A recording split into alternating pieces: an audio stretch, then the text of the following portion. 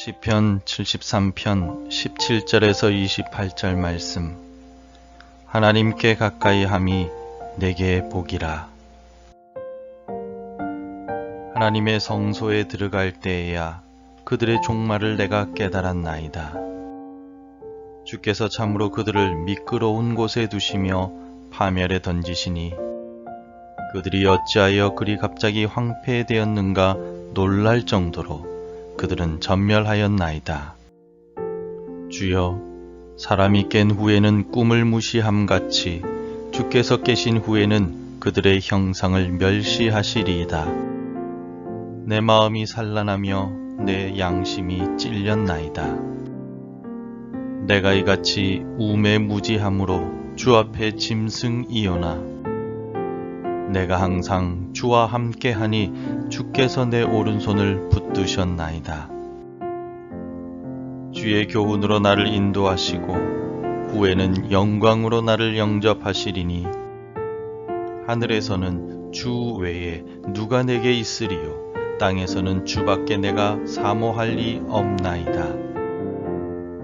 내 육체와 마음은 쇠약하나 하나님은 내 마음의 반석이시요 영원한 분깃이시라. 무릇 주를 멀리하는 자는 망하리니 음녀같이 주를 떠난 자를 주께서 다 멸하셨나이다. 하나님께 가까이 함이 내게 복이라. 내가 주 여호와를 나의 피난처로 삼아 주의 모든 행적을 전파하리이다. 사울 왕과 이스라엘 백성들은 엘라 골짜기에서 블레셋 군대와 마주대하고 있었습니다. 하지만 이스라엘 백성들이 블레셋 군대와 함부로 싸움을 하지 못했던 이유가 있었는데 바로 블레셋 군대의 골리앗이라는 장군 때문이었습니다. 그는 일반 군인들보다 훨씬 덩치가 컸기에 이스라엘 군대는 모두 그를 두려워하였습니다. 그는 매일 이스라엘 군대를 모욕하며 이스라엘의 하나님의 이름을 욕되게 하였습니다. 하지만 아무도 그의 앞에 나서지 못했습니다.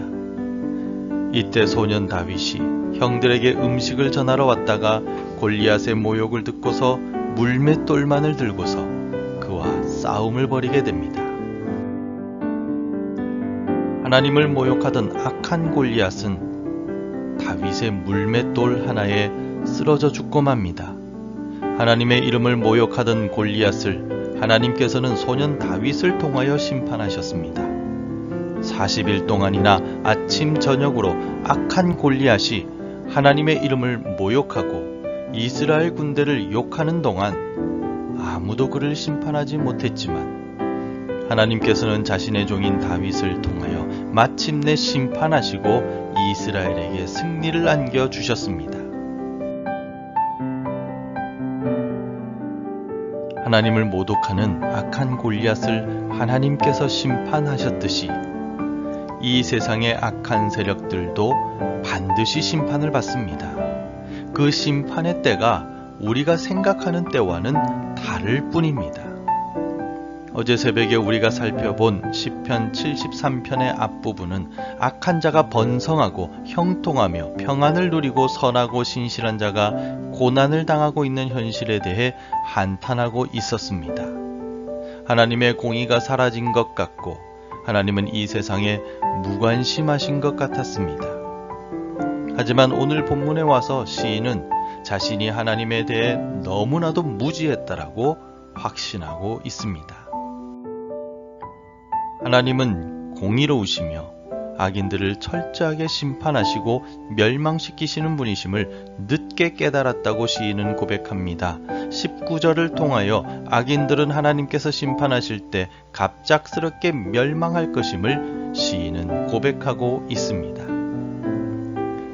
그들이 어찌하여 그리 갑자기 황폐되었는가 놀랄 정도로 그들은 전멸하였나이다. 아멘. 황폐하였다 라는 말은 저주를 받았다, 공포스럽다 라는 의미를 가지고 있기에 그렇게도 형통해 보이던 악인의 최후가 공포스럽고 끔찍할 정도로 무섭다는 뜻입니다. 또한 전멸하였다 라는 말은 형통함이 끝났다 라는 뜻입니다. 악인이 잘 나가고 형통하던 때가 끝이 나고 하나님의 두려운 심판으로 인한 멸망만이 남아있다고 시인은 고백하고 있습니다.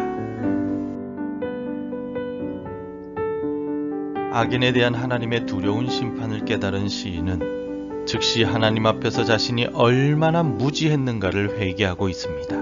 22절을 보십시오. 내가 이같이 우매무지함으로 주 앞에 짐승이오나.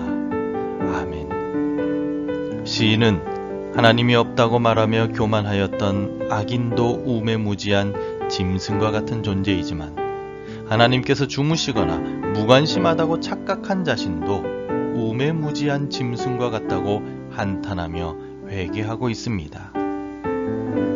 시인은 자신의 모습이 마치 짐승과 같이 하나님의 은혜를 기억하지도 못하고 하나님에 대해 전혀 알지 못하는 불신자의 모습과 같았다라고 고백하며 회개하고 있습니다. 악한 자들이 형통한 듯이 보여서 세상이 불합리하다고 생각하며 하나님을 의심하고 원망과 불평을 쏟아내었던 시인은 하나님의 때에 악인들의 형통이 끝이 나고 철저하게 그들이 심판을 받는 모습을 보면서 자신의 무지함을 회개하였습니다. 그리고 그는 이제 다시 하나님만을 가까이 하겠다고 결단하고 있습니다. 우리 28절을 같이 읽어보겠습니다. 하나님께 가까이함이 내게 복이라. 내가 주 여호와를 나의 피난처로 삼아 주의 모든 행적을 전파하리이다. 아멘. 27절 말씀과 같이 하나님을 멀리하는 사람은 망하고 하나님을 떠난 사람은 멸망을 당하고 맙니다. 하지만 하나님을 가까이하는 사람은 하나님께서 부어주시는 복을 누리게 됩니다.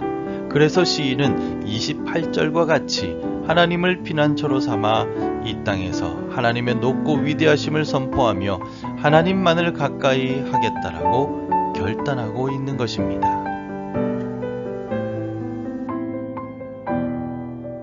그러니 성도 여러분, 악한 자가 아무리 형통한 듯 보인다 하더라도 공의의 하나님께서 반드시 심판하실 것입니다.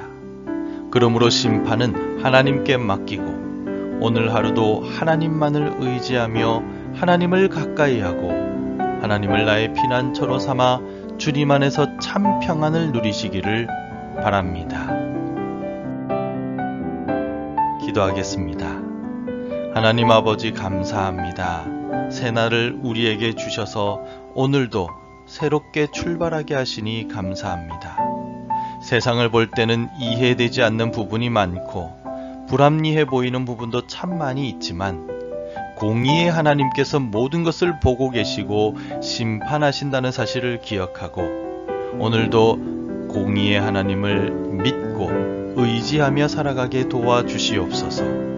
모든 심판은 하나님께 맡기고 오늘도 하나님을 가까이 하며 하나님 주시는 복과 은혜와 평안을 누리며 살아갈 수 있도록 축복하여 주시고 이 아침에 우리의 마음에 위로를 더하여 주옵소서. 예수님 이름으로 기도합니다. 아멘. 하늘에 계신 우리 아버지, 아버지의 이름을 거룩하게 하시며 아버지의 나라가 오게 하시며 아버지의 뜻이 하늘에서와 같이 땅에서도 이루어지게 하소서. 오늘 우리에게 일용할 양식을 주시고 우리가 우리에게 잘못한 사람을 용서하여 준 것 같이 우리 죄를 용서하여 주시고 우리를 시험에 빠지지 않게 하시고 악에서 구하소서. 나라와 권능과 영광이 영원히 아버지의 것입니다. 아멘. 계속해서 함께 기도해 주시기 바랍니다.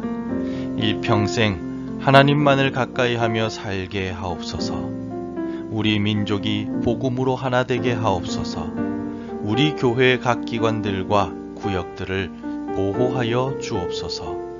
복음 전해야 할 그 사람이 생각나게 하옵소서.